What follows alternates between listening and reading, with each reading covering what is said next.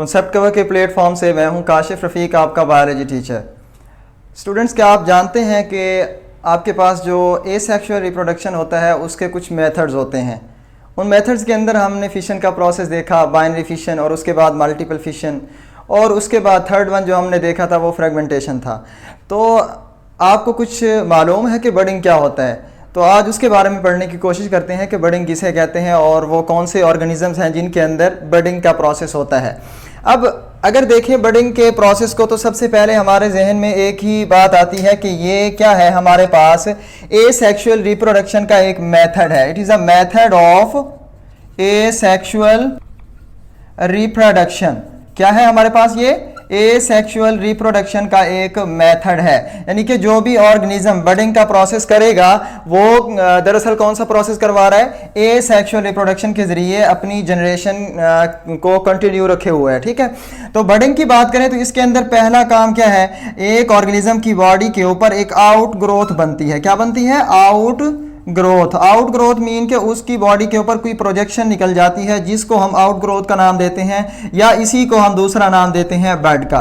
तो किसी भी ऑर्गेनिज्म की बॉडी के ऊपर अगर बड फॉर्मेशन हो रही है, आउट ग्रोथ की फॉर्मेशन हो रही है, या इसी तरह प्रोजेक्शन बन रही है, तो उस ऑर्गेनिज्म के अंदर इस प्रोसेस को हम क्या नाम देते हैं? बडिंग का नाम देते हैं। अब ये जो आपके पास बड फॉर्मेशन हुई है, आउट ग्रोथ बनी है, अब इसी ऑर्गेनिज्म के अंदर जो न्यूक्लियस था वो क्या होगा? डिवाइड होगा। क्या हो जाएगा?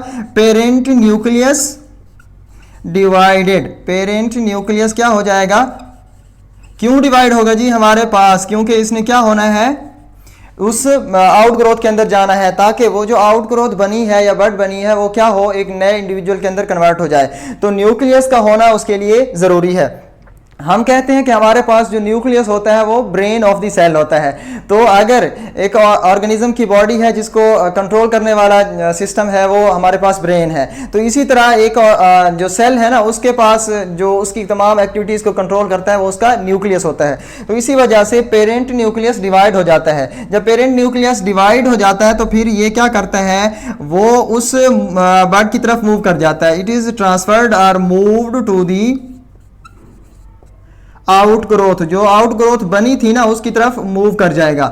जब ये उस आउट ग्रोथ की तरफ मूव कर जाता है तो फिर क्या करता है? इस आउट ग्रोथ के अंदर जाने के बाद ये जो बड थी, आउट ग्रोथ थी, ये क्या हो जाती है?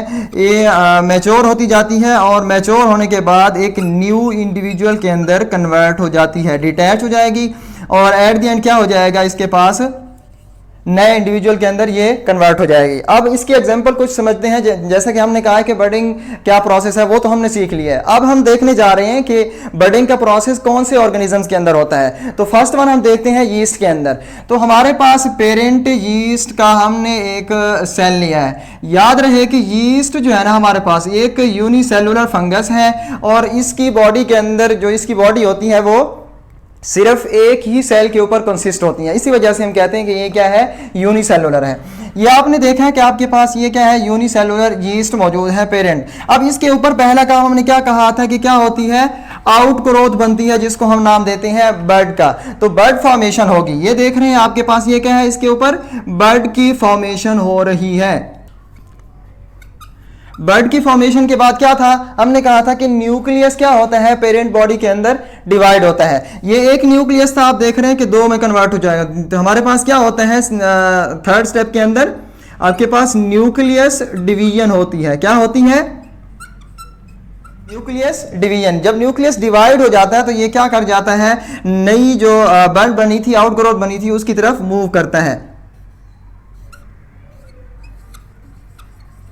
Nucleus transferred.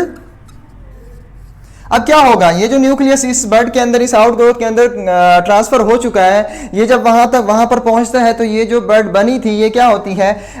एक नए इंडिविजुअल के अंदर कन्वर्ट होती है। तब जब क्या होगा? ये इसके अंदर कुछ सेल्स और बनते जाएंगे और ये मैच्योर होती जाएगी, और एक वक्त ऐसा आएगा कि ये इस पेरेंट ऑर्गेनिज्म से क्या हो जाएगी? डिटैच हो जाएगी, सेपरेट हो जाएगी। सेपरेट होने के बाद ये एक नए इंडिविजुअल के अंदर कन्वर्ट हो जाती है। और इस तरह क्या होता है कि एक यीस्ट का जो ऑर्गेनिज्म है ये अपनी बॉडी के अंदर बडिंग का सहारा लेके रिप्रोडक्शन कर रहा होता है। ठीक है, इसी तरह अगर हम हाइड्रा की बात करें तो हाइड्रा भी हमारे पास इसी प्रोसेस को ही फॉलो करके ये आपके पास रिप्रोडक्शन का प्रोसेस कर रहा होता है, ठीक है। तो उसके उसके पास भी क्या होगा, एक हाइड्रा की बॉडी है, उसके ऊपर एक आउटग्रोथ बनेगी जिसे हम बड का नाम देते हैं। वो आउटग्रोथ क्या होगी, मैच्योर होती जाएगी और एट द एंड क्या होगा, वो एक